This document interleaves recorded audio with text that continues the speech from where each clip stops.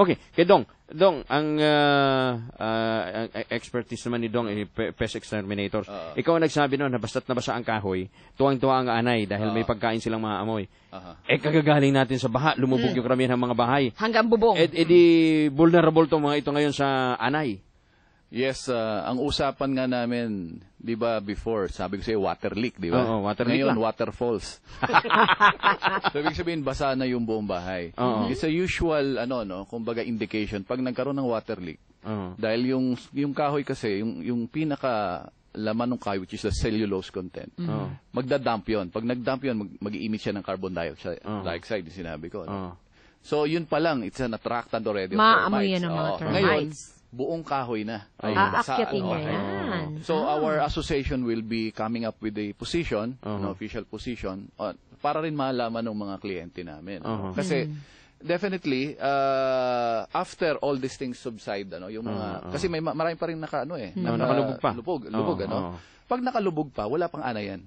Hindi pa rin makakapasok ang anay. Kasi ganun ka sensitive din yung anay. In fact, kaya nga sila nagki-create ng yung mud tube kasi they're sensitive to air, water, and yung heat. Pero pag natanggal na yung tubig na yun, in a matter of 1 to 3 months, ayan na yung anay. 3 months? 1 to 3 months. So dapat as early as now, pina-inspection mo na yung bahay. Kasi Dong, ang isa sa mga napansin ko bahay namin hindi tumulo pero nagkaroon ng mga leak.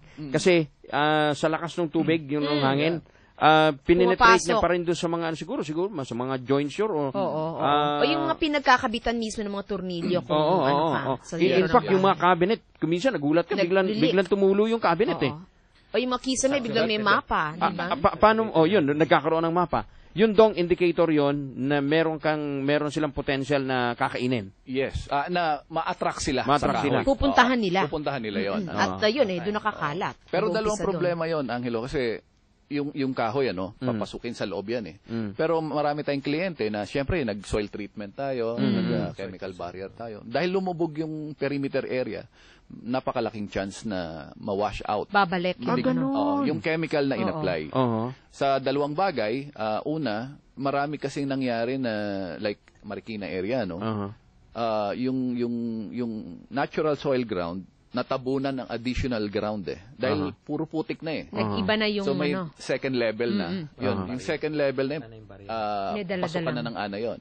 Now, kung totally rin na destabilize yung pinaka ground area, so yung barrier na chemical barrier na sinasabi namin. So disturbed wala na yun. So kinakailangan magpa-retreat ka. Well, yan ang pinag-uusapan namin sa association kasi syempre parang part ng advocacy rin yan at saka yung aming tinatawag na CSR social responsibility. Alam nga naman na ito na ngayong kliyente mo nagkaroon na nga ng problema ito sisingilin mo pa or so pinag-uusapan namin on how we can help them katulad ng mga nasiraan ng kotse that they offer discounts para naman hindi masyado mabigat. We're talking to our suppliers also and partners. Paano namin sila matutulungan? President Jesse, mukhang mag-iiba ang tenor ng inyong convention. Pagka nagkataon. Mukhang dito mapopokus ngayon sa CSR na to. Kailan nga itong inyong convention? October 22 to 24, Club Filipino. Actually, naglabas kami ng advertisement yesterday sa Philippine Star. Nilagay namin yung program kung ano yung mga topics i-discuss. So makikita nila na variety of speakers from all over, may mga foreign speakers kami. And then yun, we're inviting everybody to come. Actually, we're inviting everybody. Hotelier ka man, restaurant owner ka, para matuto ka. Para hindi ka niloloko nung nagsiservice sa'yo. Kasi karamihan ng ating, yung Filipino mentality, naghahanap ng mura, darating yung fly-by-night, mas mura, pero niloloko lang sila, inuuto sila. This time around, sa convention namin, we invite them to come para matutunan nila ng pansin ano yung ginagawa ng service provider nila. Pati siguro mga building administrators, yes. Dapat magsipunta sila. Mga resort owners. Kasi actually, sabi namin, yung tourism industry natin, naka-bank ito sa pest control operation. Kasi pag madumi yung hotel o yung restaurant, wala nang babalik na turista sa atin. Alam mo, napaka-timely ng mga topics. They have impact of climate change on stored grain pest behavior, biology, and management. Kasi, siyempre, kung hindi tama yung pagkakatuyo mo, 'di ba? Hindi standard yung yung water content o Saka moisture yung mga content, warehouse, 'di ba? Malalaking Oo. warehouses, dapat manage talaga yung diyan, yung mga Correct, test. oo. Dapat hindi nakakapasok yan doon sa mga Mukhang dapat naka-imbak. tayo mag-attend dyan na. Oo nga. Para mas maintindihan natin. May bayad ba to? 3,000 ang aming fee. That's for to cover the venue and the food. Okay. Pero pag ikaw siguro dumating, hindi ka na Ay, nako. Hindi ka na magre-register, Hindi partner. magre-register. Dire-diretso ka na lang doon, Oo. paupuin ka pa sa presidential table. Baka may mga gusto pang may gusto pang mga humabol, saan sila pwede tumawag? Ang phone number ng office namin is 377-5589 tsaka 726-8429. Okay. But they can come to the venue itself kahit doon na sila Walk-ins. magbayad, which is in Club Filipino. Pero Green Hills, limited San ang capacity nun eh.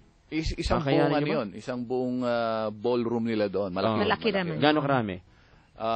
Up to 500. 500, Parang yung up to 500. Parang yung swearing in ni Cory doon yun eh. Okay. Up to 500. Pero pag sinabi natin lahat ng mga hoteliers, lahat ng mga building administrators, baka kulangin mo yung space nyo, no ha?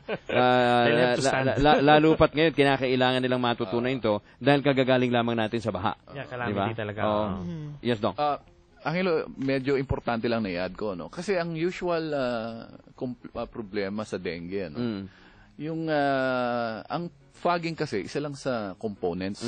Ang laging nalilimutan is that yung complete approach ng unang-una yung fogging, let's say isang lugar pinaging mo, ang pinafogging mo lang siguro mga 300 square meter, kailangan medyo wide area. Community dapat. Dapat community wide. Ikalawa, syempre tama yung gamot, may gamot, tama ang templada. Ikatlo, yung larvicidal control. Napaka-importante nun. Kasi ang pinapatay ng fogging are the adults. Although halos lahat patayan. But they're the one who delivers naman yung breeding. Pero yung yung larvae, nandun yun eh. Nasa Kailangan tubig patayin yun mo rin. eh. Kung hindi, may bago na namang Pero ang isang importante rin is cleanliness. Ayan. Yun. Ang nagiging Pero- problema, hindi naman natin sinasabi doon sa mga squatters area, pero nagiging complacent sila. Pag nag-fogging na, okay na, wala na lamok. Wala nag-fogging na. Oo, tambak na kailangan ng mga basura. combination of cleanliness, larvicide, at yung protection din sa tao. Correct. Dapat yung repellent, Oo. huwag magsuot ng dark clothes, yung mga bagay na gano'n. Oo. Pero sinasabi ko nga, may dengue na dito sa bandang Sa mga Ultra.